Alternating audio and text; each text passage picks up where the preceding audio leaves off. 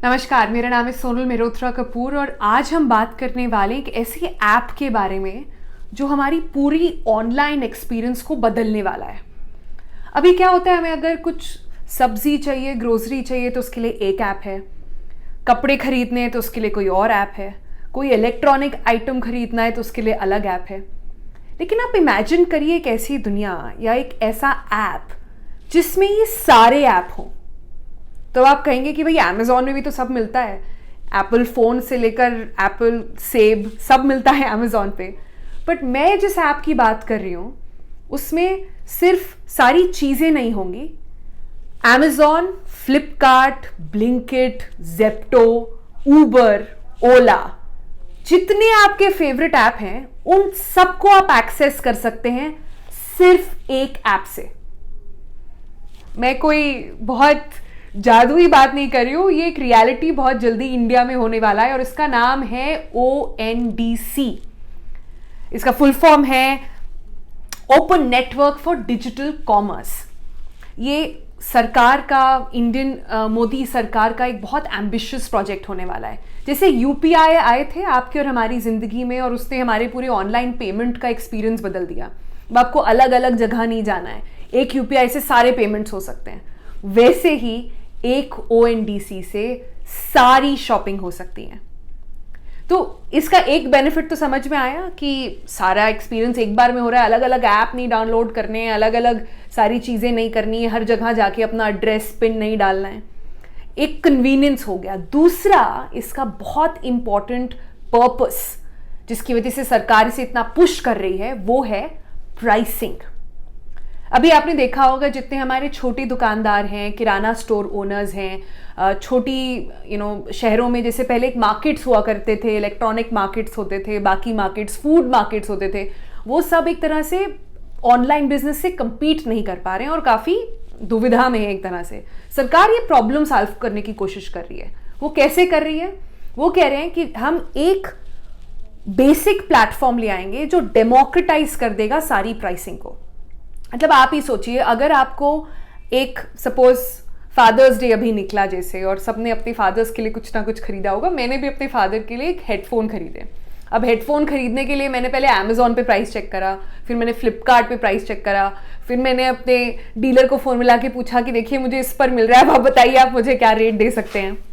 वैसे ही अगर आप सोचिए ये सब आपको ना करना पड़े, एक ही ऐप पे आपको सारी प्राइसिंग का कंपैरिजन मिल जाए, तो अमेज़ॉन और फ्लिपकार्ट क्या करेंगे? वो अपने प्राइसेस compete करना बेटर कर देंगे।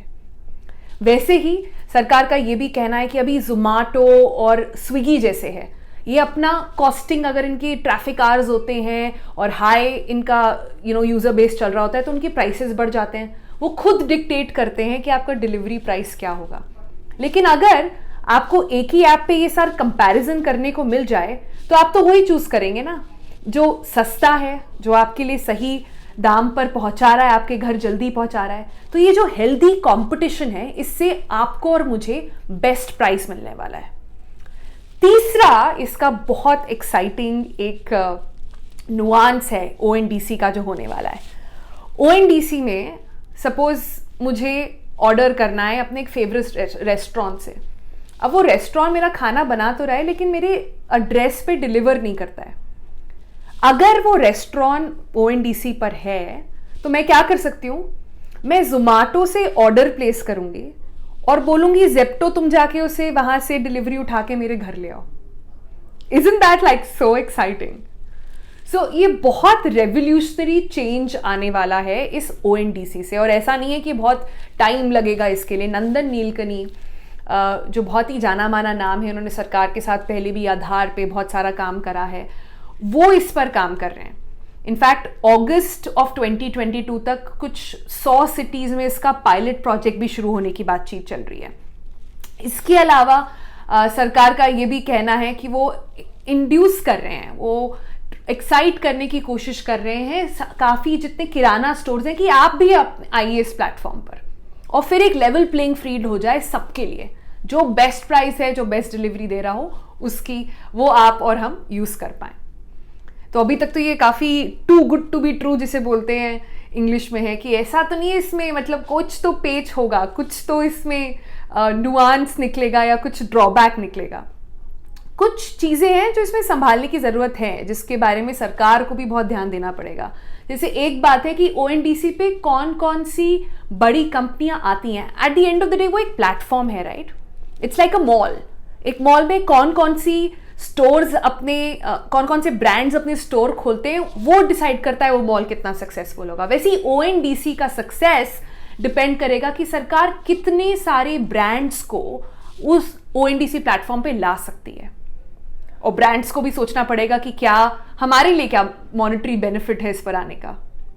इसके अलावा सरकार को यह भी देखना होगा कि बाकी जो एप्स में एक्सपीरियंस होता है, 10 मिनट में आपके घर में जो आपको चाहिए, कच्चा पका, यहाँ का बाहर का जो भी प्रोडक्ट चाहिए आजकल सब डिलीवर करते हैं।